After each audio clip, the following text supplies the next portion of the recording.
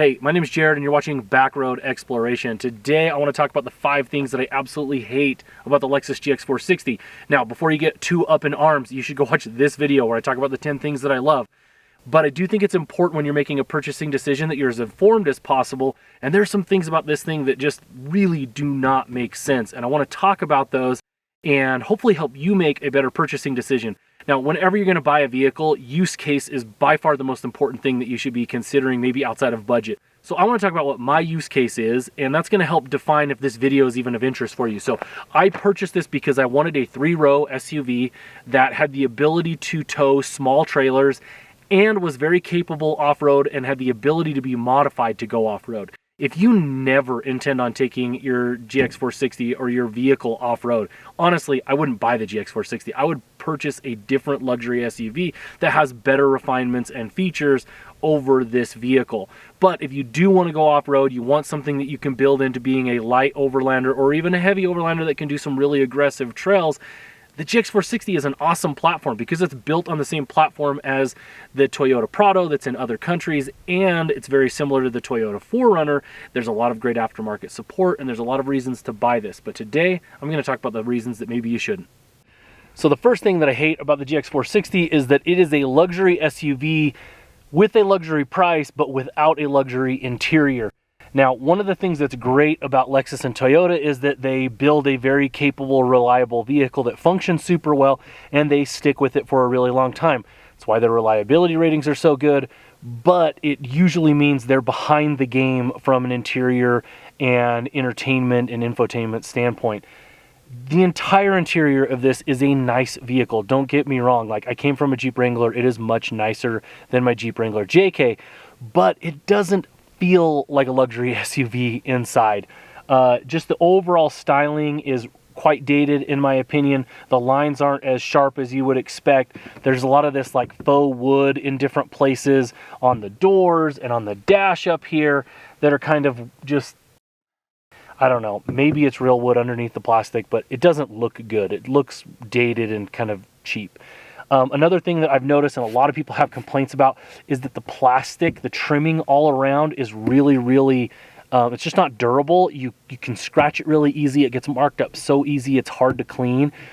And one of the things that you want with a luxury vehicle is you want it just to look nice. You want to be able to wipe stuff down and have it look good. And the interior of it just doesn't meet that level. Some of the features inside as well, like you have, adjustable seats, but they're not that great at their adjustments. You have heated and cooled seats, which are things that I like about having a luxury SUV, but I don't think that they're the heat is good, but the cooled is really mediocre in my opinion. Overall, it doesn't feel like a luxury vehicle, and yet you're still paying a luxury price, which is something that I think you should be aware. If you're shopping this vehicle, you need to go and shop other luxury SUVs in the same price range, and you'll be able to tell that it just doesn't have the same refinement as some of those. That moves me to the second thing that I really hate. This is probably my least favorite thing about the Lexus GX460, and it's the infotainment center. It is really dated. It looks like it's 15 years old because it is, basically. They've been using the same infotainment center from the beginning of this vehicle, and it's clunky. The screen is not sharp. It doesn't look good. It doesn't have Apple CarPlay or Android CarPlay or Android Auto, whatever they call it. It doesn't have any of those features that you would expect to have in a luxury SUV. It blows my mind that it doesn't have those. Another thing that I really dislike is some of the functions you have to access the touchscreen, and the touchscreen is not very good. So if you want to adjust the power level on the air conditioning, you click this nice big button. I like that there's a big button to click, but you can't adjust the speed up and down with a button. You have to go climb it. It pops up on the screen, so it's weird that you have to even push an analog button or whatever to then go to a digital screen. It should just be one or the other, or both, but the fact that you have to go between them is weird. So you click that big button, a screen pops up, and then you adjust your temperatures up and down. And I know that a lot of the luxury SUVs now are moving to like no physical buttons and all digital screens. but then their screens are really nice. And so in this instance here, you have a weird standpoint of you have buttons, you have to use buttons and the screen. You can't use one or the other. You have to use them both in combination to do different functions.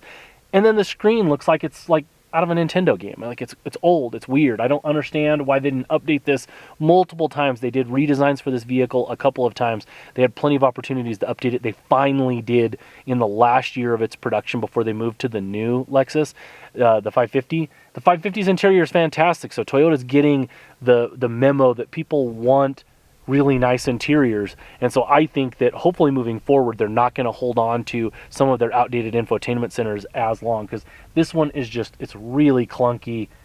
And it's a disappointment when you spend as much money on a vehicle like this to come in and see a screen that looks like something that's 5 to 10 years older than it should be.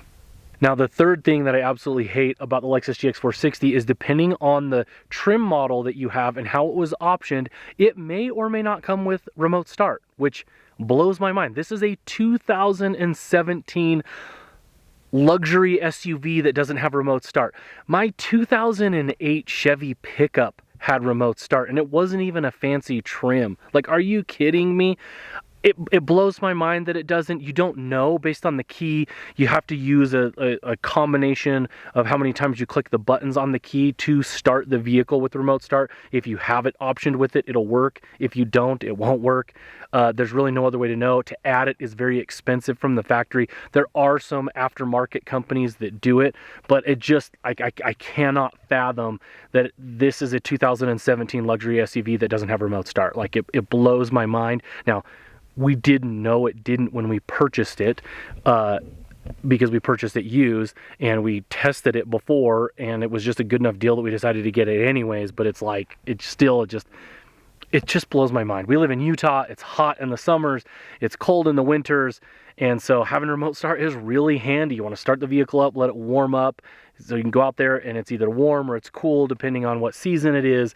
And I can't go there with the fact that it doesn't have remote start optioned in every single trim. That should not be something that you have to option up or pay extra for in a vehicle that is at this thing's price point. Now, the fourth thing that I hate about the Lexus GX460 is better demonstrated than explained. As you can see in this video, I am stuck, and it is kind of ridiculous that I'm stuck because the tail end of the GX is caught in a G-out and I can't move. So it didn't take a ton to get out, but the point is that the approach, breakover, and departure angles on the GX460 are really poor, especially when you compare it to the other vehicles that I've discussed in this video.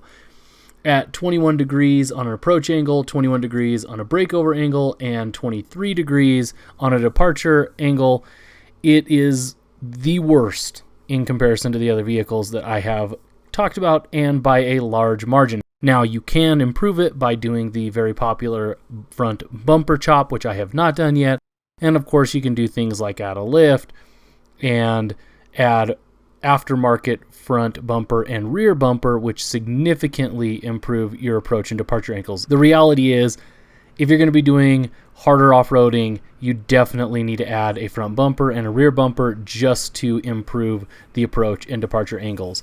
The body kit on the Lexus GX460 is intrusive. It sticks out super far and hangs down super low and really limits the overall off-road capability of this vehicle more than anything else. So you need to keep that in mind. You can see regularly on my adventures as I am going down steep declines or going through G-outs that I am hitting front and rear bumpers. It's something that is going to have some type of remedy in the near future, and it is something you should keep in mind when purchasing a Lexus GX460.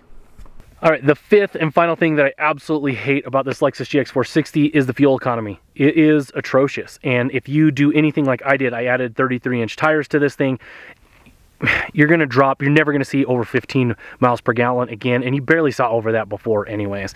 It just, because it has the V8 in it, it only has a 6-speed transmission, you're just not getting up into those, low RPM cruising freeway miles, and so you're never going to have good fuel efficiency. And one of the things is Toyota's just never designed its V8s to care about fuel efficiency. If you look at the 5.7 liter that's in the Tundra has always been worse than its class from fuel economy. It's absolutely terrible. So it just, it's frustrating that it's as bad as it is, because it's a fairly anemic. It barely has over 300 horsepower and only get like 12, 13 miles to the gallon on average for us.